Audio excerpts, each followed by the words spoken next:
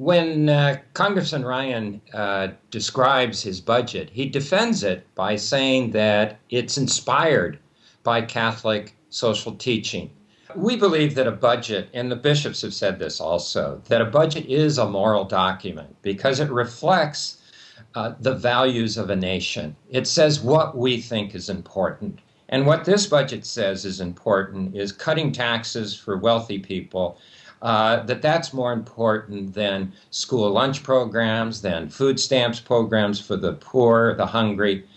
People like Ryan, argue that, hey, we don't want people dependent on the government. We don't either.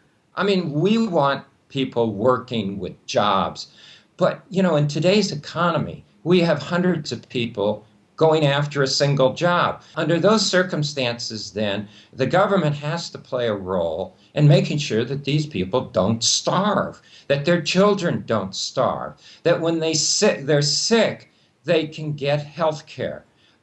This is what Jesus meant when he said that he would judge us by whether we fed the hungry, gave drink to the thirsty, clothed the naked.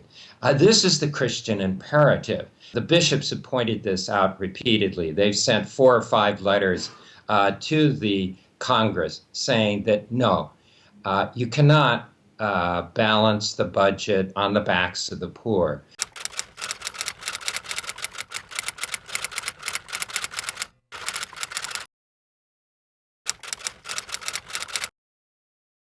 I agree that the debt is a very serious problem. It's something that we have to deal with. But we don't solve the problems of the debt by cutting programs for poor people. And that certainly is not Pope Benedict's approach. He says one of the roles of government is the redistribution of wealth. Now, there is not a politician in the United States that will use those kinds of words to describe the role of government. He sees no problem with the government playing a role in regulating the economy to make sure that the economy doesn't go amok as it did during this recent financial crisis. Some of these people are very latecomers in this concern about debt. Where were they, in the 10 years of prosperity before this recession, when we should have been paying down the debt? It's simple economics. When you're good times, like a family, you put money aside for bad times. They didn't do that. And that's one of the major problems we have now.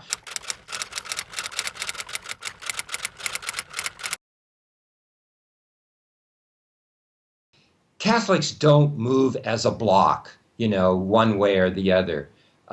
There's a large number of Catholics who will vote Republican no matter who's in the race. There's a large number of Catholics who will vote Democrat no matter who's in the race. But then there's about 10, 20% of Catholics in the middle who can swing one way or another, and they are very important. They're going to hear things from the bishops that are negative about Obama. For example, the whole issues of religious liberty that the bishops are very concerned about. They're also going to hear things negative about the Republicans because of immigration. We are pro-family, and being pro-family means that we should have immigration reform so we can keep families together. Mitt Romney has supported this budget, which the bishops have pointed out is trying to balance the budget on the back of the poor. So, there's a little bit of conflict here. But, the pollster is looking at the Catholic vote and the American vote in general, come to the conclusion that people are going to vote the economy. If the economy is improving, they're more likely to vote for Obama and say, hey, let's stick with this guy. We're getting out of the hole.